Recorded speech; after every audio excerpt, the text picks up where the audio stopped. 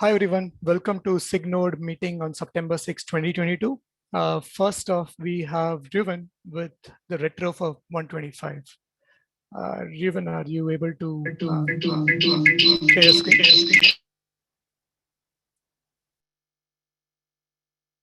Sorry, yeah, I can present that doc if someone can make me the host.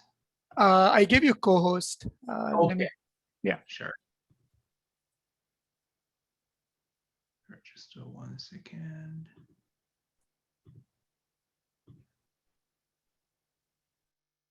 Here we go. Can you all see it? Yeah. Okay, cool.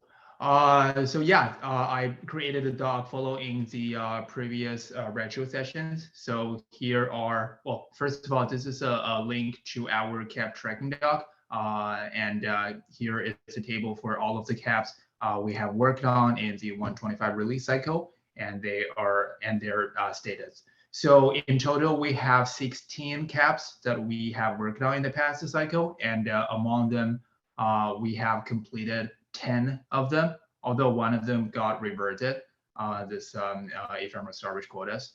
And 6 of the caps, we had to remove them from the milestone, which means we didn't complete them in the 125 cycle. Well, in place pod vertical scaling, we merged the CRI changes, so we have made some progress on this cap. So yeah, this is well, on what we have completed in the 125 cycle. And here are some history data in the past cycles. So we can, well, see here in 125, we merged like a majority of the caps that we tracked. So yeah, we were making good progress there. And yeah, so let's we can talk about the in the past cycle, the things that went well and the things that could have gone better. So we can start the conversation here. One thing I want to call out here is that for the changes that require a container runtime change, we merged the CRI changes first, and that unblocks the container runtime implementation. We did this for the in-place pod vertical scaling. We did this for evented flag. So yeah, I think this is a very good practice. We probably should follow this. We probably should do the same for future changes that require container runtime change.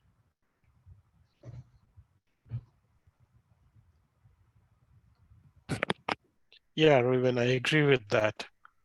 That makes it a lot easier to get the full end-to-end support. Otherwise, it ends up in a chicken and egg problem. Yeah. So I guess we, well, kind of agree that we should do this for all future similar changes, right? We want to merge the CRI change first. Maybe we can make that like happen before the alpha change, before the main alpha feature is merged. We should aim to merge the CRI changes first. Do you think it's a good practice also to have a separate cap for that? Which is what I had initially for this particular one. There were 2 caps, one tracking just a CRI change. That way, any issues that need to be discussed, you can have a focus point for design discussions on that. Yeah. Or is it overkill? I don't know if it's just too much work for the cap owner or the feature owner that they have to create 2 different caps, one for CRI only. Well, personally, I don't think we really need that, but it's just the code-wise. It'll be ideal if we can separate the CRI changes out from the main feature work. Yeah. I agree. I think it's good to have a single place where we can look at all the relevant details, including what the CRI changes look like. And like having multiple caps will be problematic, you know, to get them reviewed and synced. Yeah. Okay. Makes sense. Yeah.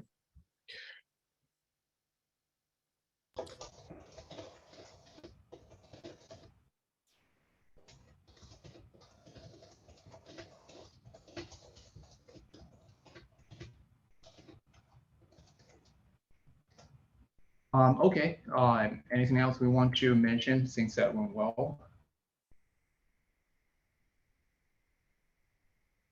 I can add something. I think like overall from the test stability stuff, there's a lot of improvements compared to in the past tests were pretty stable up to the release, and there was no kind of last minute fire or anything like that, or regression that we needed to go really dig into. So I think good job on all the testing efforts being pretty stable.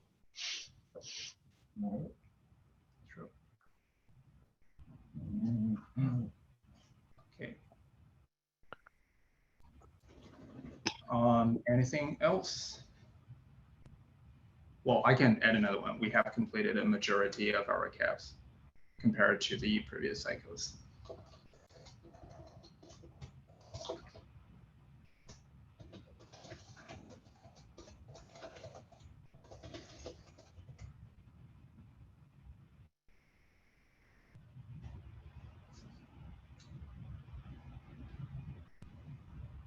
Okay, any other things we want to talk about? Maybe things that we could have done better, something that can be improved. We have talked about a CRI change. I think that well falls into this category a little bit. I'm sure we can, like we mentioned, the CRI changes could go first. Yeah.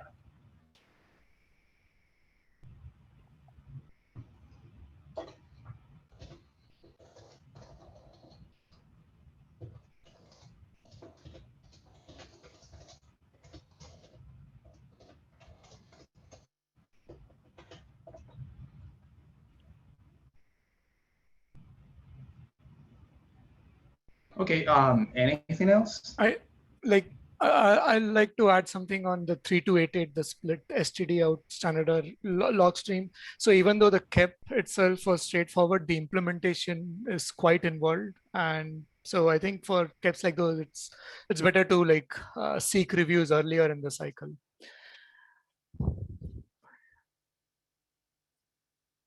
You are talking about that log stream cap? Yeah, yeah. Okay. Yeah, at least the implementation was way bigger than what it looked from the KEP.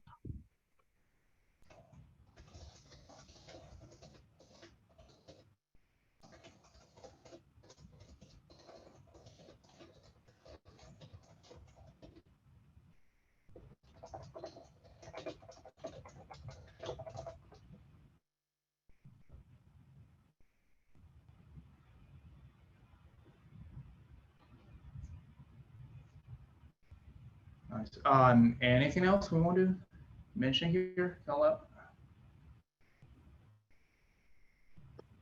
guess reviewer bandwidth, but that I believe is a problem for all caps, so it's not specific to in place. Yeah, let's capture it. Yeah, we should capture it. Yeah.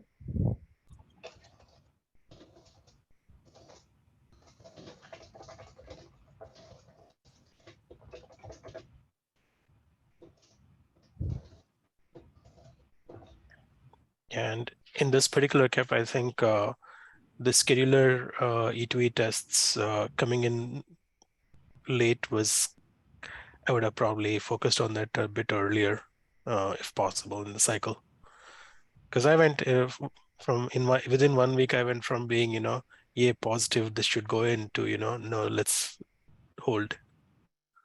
Because I found a few code changes that need to be made to the scheduler, even though the scheduling SIG was very on, they would go on that. They felt the changes were low risk, but something this big of a feature, we want to be cautious.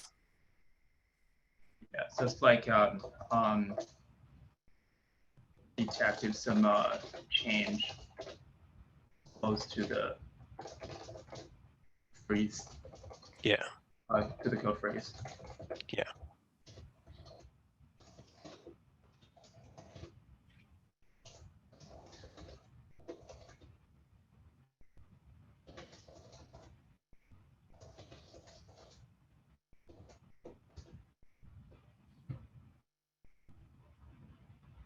All right. Yep. Anything else? Any other caps? Or in general, anything we want to improve?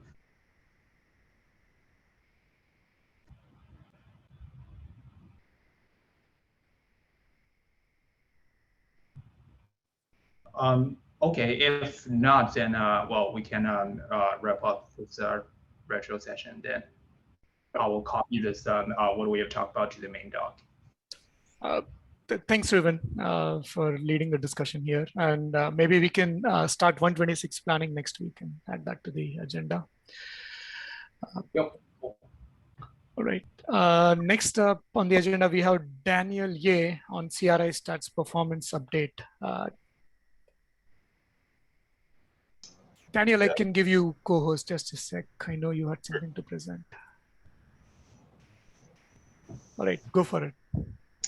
Yeah, so I think a couple of weeks ago, we talked about the idea of just adding additional stats to CRI, our efforts to eventually deprecate CAdvisor, and have everything, including Prometheus exporting and such, supported CRI. And I know we were wondering like what the overhead was going to be with these new fields, like how list container stats or list pod stats would eventually change. So I'm just kind of here to give a quick overview of what we talked about a couple weeks earlier. And long story short, it doesn't look like the new CRI fields are going to be too much additional overhead. So I have this document here that just kind of illustrates my findings. So my proposed change added fields that are present in CAdvisor, but not currently in CRI. Includes like network stats, process stats, some CPU stats, a wide variety of like Linux C group stats. So I think some of the main gRPC calls we were concerned with were list container stats here and list pod sandbox stats, because all these additional new stats most directly affect these two RPC calls. And so as part of my change, I just added new CRI fields and their stats to v1, and I had the container D side here as well. And I'm just setting these to some value that's some dummy value essentially. And I ran I think 4 test runs total. I ran one. I also use like ppross profile. That's a Golang profiler. Gives like a nice overview of how much CPU time you're spending in which function. So that's super helpful. But in total, I ran, I think, 4 runs. One with just the main containerd branch, one with my custom version of containerd, and then both those, but with feature gates enabled down below. And on these, I deployed 100 replicas of Nginx, and I used kind to run my custom containerd versions. So here is the config file I used, deployment config. Pretty standard, just a lot of replica sets because we want to see a lot of pods, how much these additional stats are going to cost us. So I'm just gonna highlight here the pprof graphs for this. This is the main containerd branch with no changes, with none of my custom changes. I think this is from August 31st. I have the official commits in my document. But as you can see, just filtering by this regex here, it takes about 0.11% of cumulative time, which is the total function time. And flat time here is the amount of time it actually spends inside a function, not calling other functions, versus cumulative is the time it spends total. That includes calling other functions. So I highlighted some main stats here, like on marshalling, which is related to our gRPC, like protobufs. Then here's the general list container stats. And again, this is the main branch here. And then we have our containerd version, which overall is, as you can see, this flat time here is a little higher, right, for unmarshalling. And I think that makes sense just because there are more CRI fields and more stuff you have to deal with, the proto buffs, and all that. But yes, but overall, aside from like unmarshalling, the stats are, extremely similar. For like list container stats, which eventually calls runtime service client. Eventually, we have to unmarshal. So unmarshaling is a little higher, but the rest of the functions related to list container stats are, I think, identical, which indicates that this isn't going to be a major regression in regards to CPU usage by adding these new CRI fields and everything. Yeah, and here is the flame graph for these. So flame graphs are pretty cool. They essentially show you, where a function. So here's a root, which is, I'll go here actually. So I'm just filtering by this expression here, list pod stats, which is why it's saying root is only 13.31% of CPU time. And that just means that we spent 13.31% of our time in this function that we filter here, in which case this is list pod stats. But as you can see here, if we do if we do list container stats here, I'll do this. List container stats here. As you can see, this is like 0.11% of time, and it calls all of our gRPC methods here relating to the proto buff and such. As you can see, unmarshal, all that, and that's one of the things we're concerned about, which is just the additional proto buff overhead and gRPC overhead there. And again, this is our main containerd version with none of my custom changes. And so I'm just going to look at the containerd version with my custom changes here. And this is all for list container stats. List pod sandbox stats is a little, it takes up some more CPU time than this. Yeah, but as you can see, my custom containerd changes, everything's super similar. 0.11% or 0.09 seconds of CPU time. So no major regressions there. Photo buffing, it's a little more like unmarshaling here, which makes sense just because you're adding new fields, around 20 or so to the CRI. Whoops, okay. All right. The next thing I looked at, that was just list container stats again.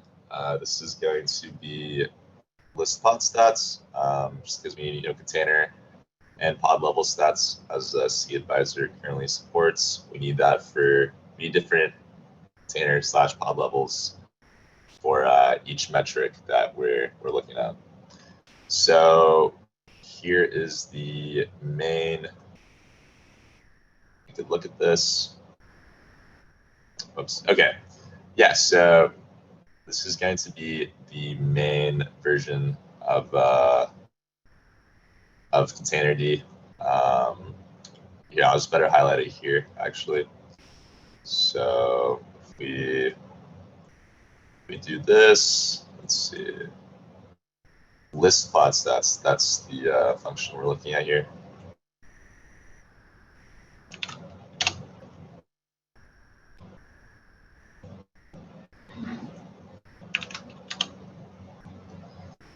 Yeah, so list pod stats takes up some more time than list container stats here, but if we're looking at overall. So this takes up 13.15% of CPU time here.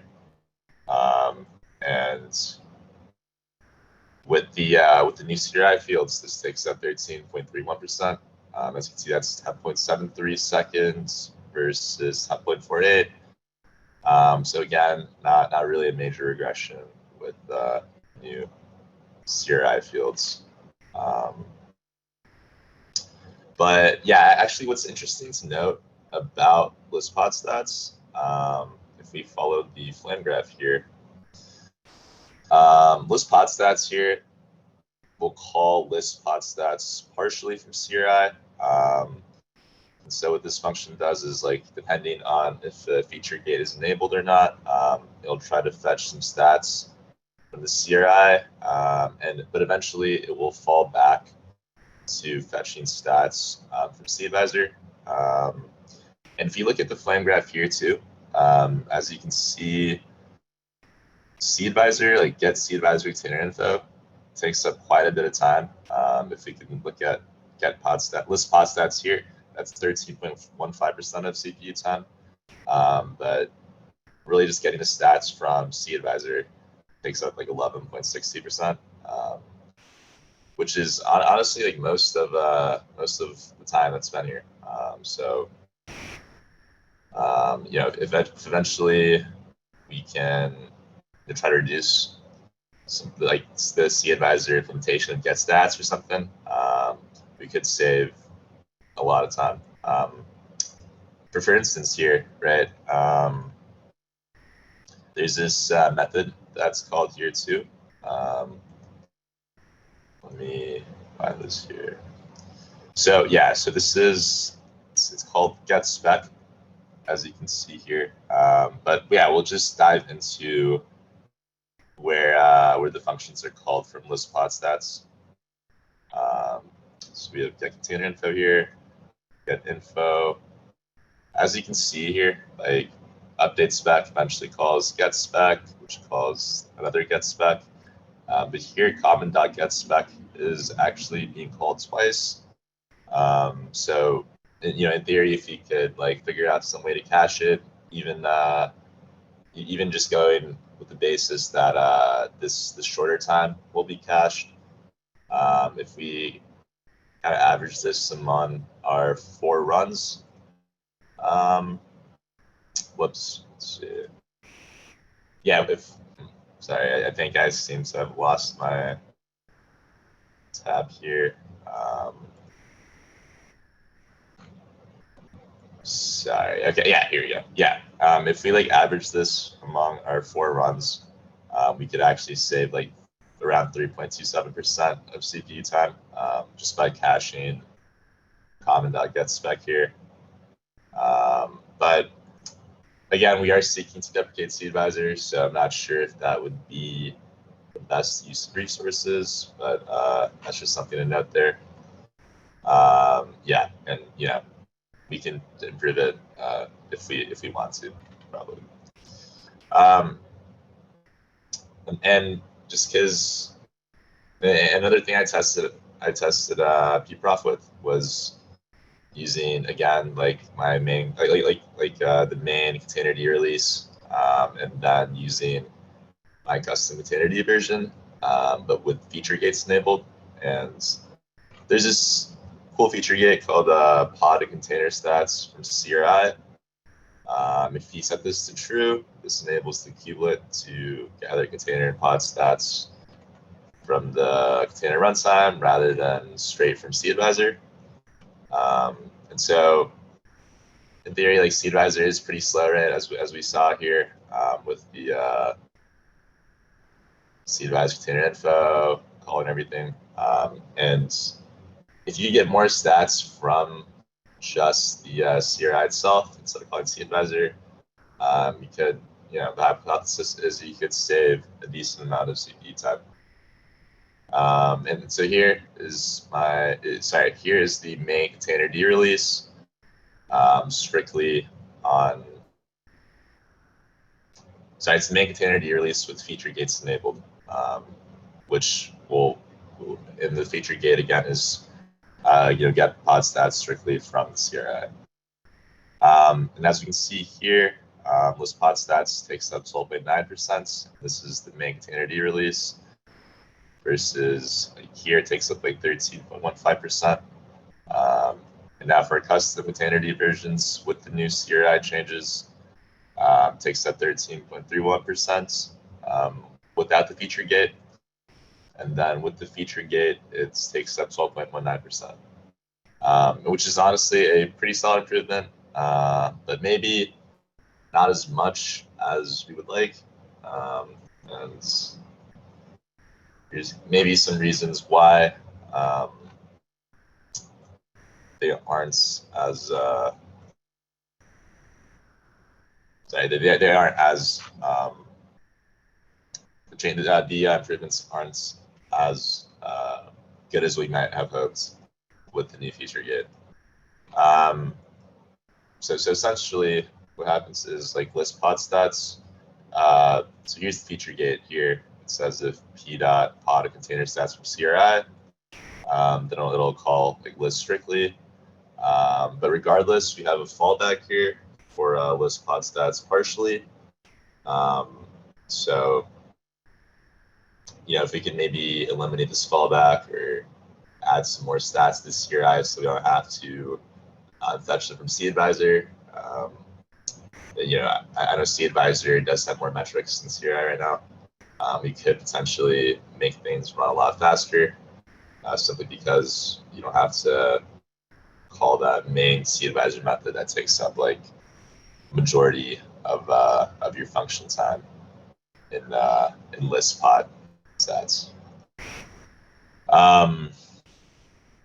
And I think what was also strange to me was just, the CRI should have a decent amount of fields, right? And maybe CAdvisor could collect less fields since the fields are already going to be cached from our CRI collection. And so if you look at this flame graph here let's see. If we look at this flame graph here, eventually all the logic boils down to,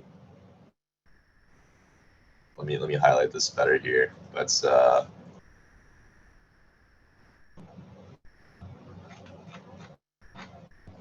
basically, eventually we just call like add CRI, pod CPU stats, memory, process, etc. for whatever stats we are looking for.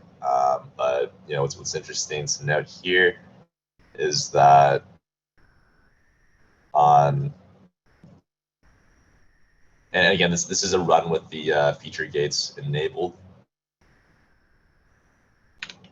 So even with the feature gates enabled, only like pod CPU memory stats are added, right? And if you look at this, pod CPU memory stats are added, and so some stuff like add process stats, add network stats. Here's add network stats, but like add process stats, for example, isn't being called. And so this is a 1,000-second run, and then this is a 1,500-second pprof. As you can see, the 1,000-second pprof, only like pod CPU memory stats are added. Versus here, you get some network stats as well, but for example, process stats aren't being added. And in which case, I think there might be I think some investigation might need to occur as to why some of these add pod stats methods itself are not being called. In theory, if these could get called, then maybe some additional CPU time could be saved, as a CAdvisor would have to do less work in fetching these stats here. So I think overall though, just to kind of recap this, there's not a major regression at all in adding these new CRI fields as tested with pprof, and comparing like that August 31st release of containerd versus my custom changes. But yeah, I think it is just interesting to note that fetching metrics from SeedVisor takes up a lot of CPU time currently, and potentially that's an area of improvements that could be done, just speeding things up, generally speaking. Yeah, that's should be it from my end. If anyone has any questions or anything. Awesome. Thank you, Daniel, for all the investigation and looking into that. Yes, I think like what this shows basically is, we had the earlier kind of conversation around if with the CRI stats cap, it's kind of what the performance impact around adding the rest of the fields to the CRI would be. And I think this work and Daniel's kind of profiling and so forth shows that the overhead is should not be very high, it's quite minimal overall. And in fact, we have the issue with containerd or with SeedVisor today, kind of not caching the spec, right, that Daniel showed. So by moving to getting the stats from the CRI, we'll eliminate that code path. So you could see some benefits there. Yeah, so it's kind of the findings from that. Yep. Thanks. I think it'll be interesting to also compare, like right now we are just returning hard coded values, right? Like when we actually parse and fetch the values, if there's a difference, or do you think there'll be enough caching that there wouldn't be any additional impact? Yeah, I think it might be hard to say as of right now. I know, obviously fetching this actual stats does take more time too, as for like the Linux C groups and everything. So I think I would have to do some more implementation maybe, and I could run another pprof and have some better results on how long everything takes. Yeah, I think also one thing to point out, like today we already do that parsing in SeedVisor, right? So since the long-term goal of the cap rate is to get rid of the parsing in SeedVisor, we'll just move that parsing to the container runtime, right? So that's like a fixed cost that we'll kind of have to pay somewhere, right? It's one way I would think about it. Yeah, we'll have to check like, okay, what's the total across Kubernetes and the runtime, right? And we are moving some things, we are optimizing some things. So hopefully we come up back in the end. Yeah. Cool.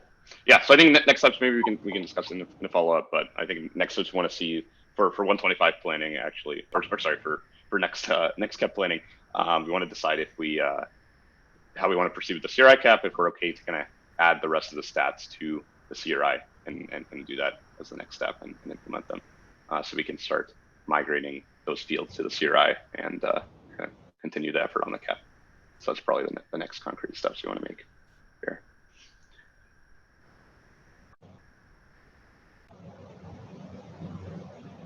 Cool. Sounds good. Thanks, David and Daniel. We can move on to the next topic on the agenda. So next up, we have Qtong with an issue about unexpected initial delay of probes. Qtong, are you on the call? Yes, I'm on the call. Yeah, I wanna briefly talk about the issue regarding the initial delay seconds. I recently invested some issues on the probes invocation time sequence, and I find something weird in the 121 plus, and then I find a bigger issue which was already tracked in this issue I pasted in the doc. I think the overall bigger problem is the initial delay seconds doesn't work as the API says. From the API, it looks that it should be just the first time a probe got invoked is from the start time of the container plus this initial delay seconds. But it doesn't. But our implementation is not like that. And there's also concern about kubelet restart. At that time, it's not clear if this initial delay seconds still make difference for different container. Like if two probes have a different initial delay when kubelet restarts, should we also respect the difference between them, or we ignore it? That's not very clear. And a second point is we already had some jitter added in this before the probes before the probes invocation. I from reading the code and the people's discussion, I understand that is the purpose is to avoid standard herd problem, where during kubelet restart it does all the probes for all the pods. I understand that's a problem, so we add the jitter. But about jitter, there's also problem. One is we are giving different jitter time to different probes, even they are in the same container. And there's an ongoing PR to solve this problem, authored by Matthias. Another problem is what I just found in 121, because the jitter is only added conditionally. That means if say if say we have a container which have multiple probes, and each probe they all have the same period seconds, and eventually they will run at exactly the same time, regardless of the initial delay seconds. So this is some problem I find. To see more details, people can look at the bug I pasted here. So I want to bring this to people's attention. This may not have a huge impact to most of customers, but some customers want the initial delay seconds more predictable. I'm going to propose some fix to this to make this as close as to the spec says, which is the container start time plus initial delays, probably doing some simple sleep instead of the current implementation. So I want to see if people have concern about that. If that's true, I may suggest that we update our API doc for this initial delay to avoid future confusion. Yeah, that's what I want to talk about. Thanks for raising this, Qtang. So I think maybe folks can take a look at the issue, and maybe Qtang, you can come back next week with your proposed changes. Sounds good. Yes. Yeah.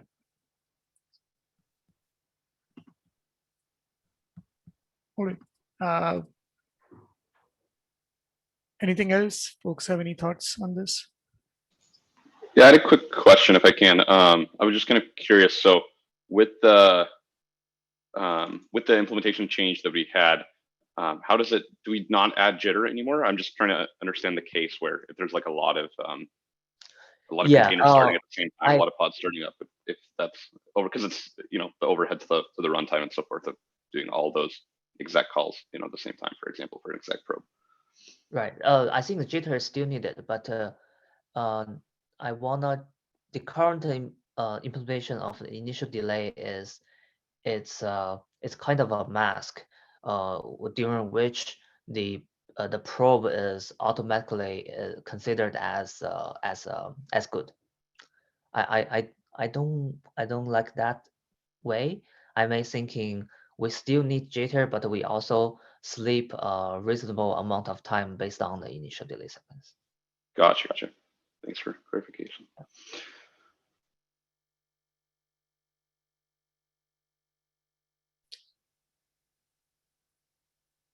All right.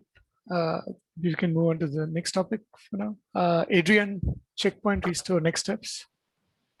Yeah, hi. So one of the discussion points during getting the initial checkpoint support into the kubelet was always the part that all the memory pages are now written to disk, and what do we do to make sure not anybody on the system can access it.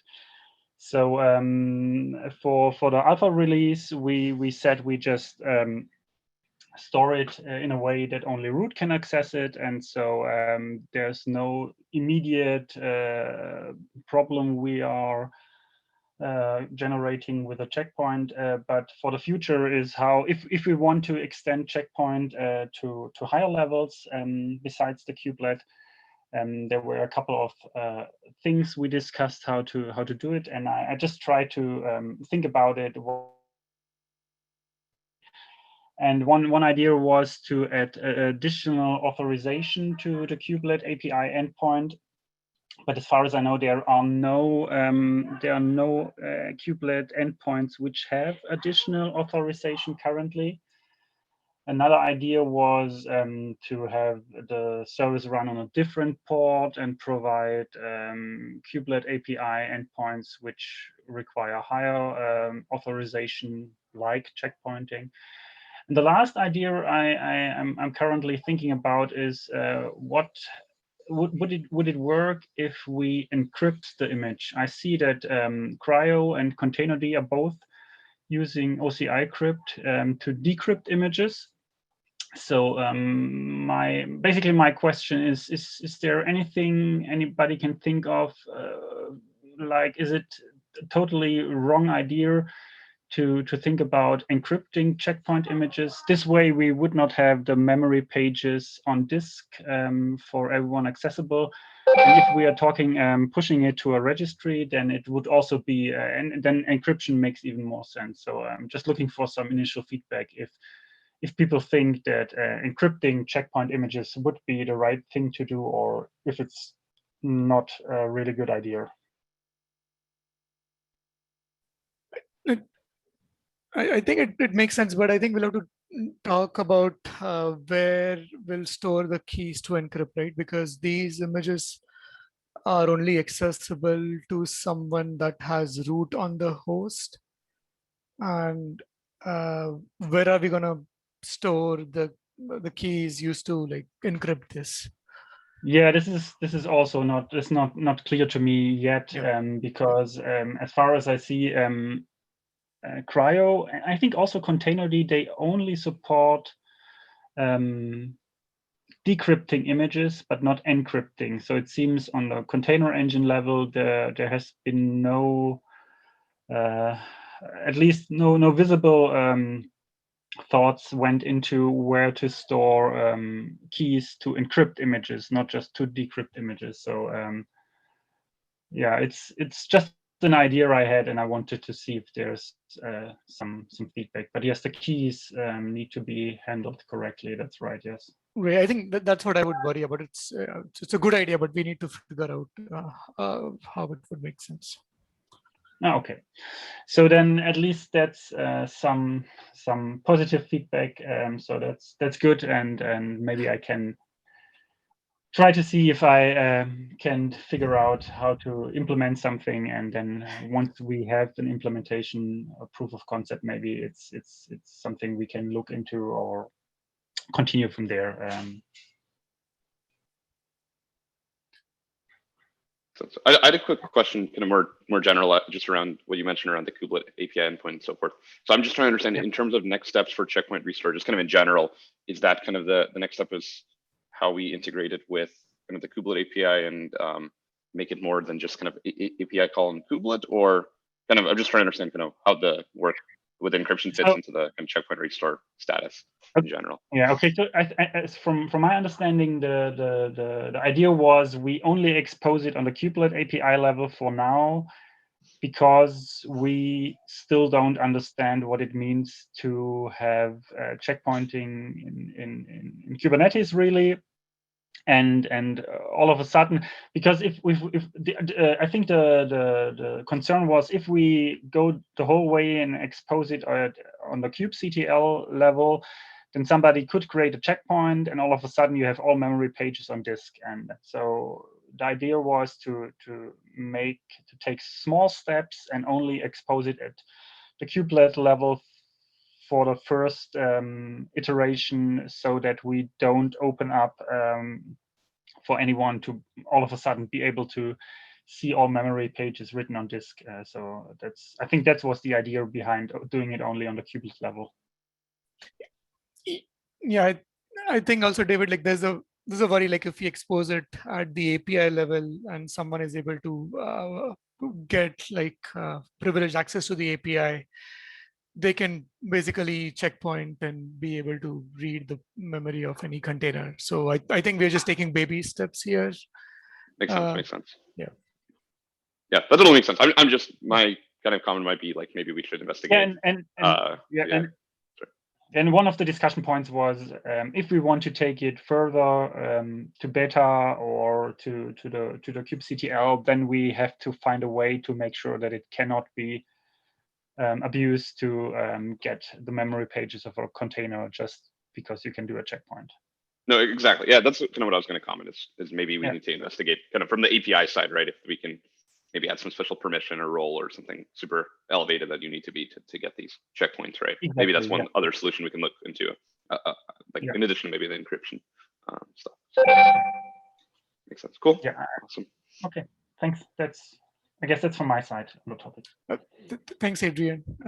So last on the agenda, we have Vinay with an update on in-place vertical scaling. Yeah, hi. Thanks, Mrinal. So with the in-place update, I got to try out the latest containerd, the master branch, head of the master branch. I built that and replaced the containerd binary that when you deploy in GK, the default is 168 or something. I replaced that with the latest one, and I tried out Ruben's code with the updated E2E test that does the full checks, which is validates that the resource status is updated correctly, and it does update. I found one issue where the time it takes to run the end-to-end test, all 34 test cases, was it jumped from 869 seconds to 2988, which is significantly higher. And it looks like the issue is not on the containerd side of things, but it's more on the once the update is done and you query and you get back the updated resources, reflecting that into the status is taking a significantly long amount of time, and that needs investigation. I don't think it's alpha blocker, but it could be. I don't have strong opinions about it, but the issue is there. I created it, and we should track it and then fix it at some point, of course, sooner than later. That's the only thing that I found. As far as C group V2 support goes, Ronald, how are things going with? I know you started looking at it, and I don't know if you got a chance to take a full view of it and any more feedback on how things could be done. Vinay, I'll continue the review. So I was out last week, just coming back from some vacation. So I'll continue that, and before the next week, hopefully we'll have a proper review. Okay. Done. Yeah. Okay. And the last thing I wanted to check was whether initially we discussed, I think with the direct, to split the PR into multiple smaller PRs. To that end, I created another PR for the API changes. Do we want to bring that in? I don't know if that's something we can decide on. If that seems like a good idea, I'd like okay to test on that one so that it's at least ready. I don't see harm in at least testing it. And, okay. And then we can can you please I can add that. I can add that, that, and then we can figure out like if what others think. Yeah, I wish I could add it. One of these days I'll send you a PR requesting to add me to the contributor list. I should do that now. It's been a while. I'll do that this week, hopefully. Yeah, for sure. Thank you. All right, folks, that brings us to the end of the agenda. Do folks have any other topics they wanted to bring up?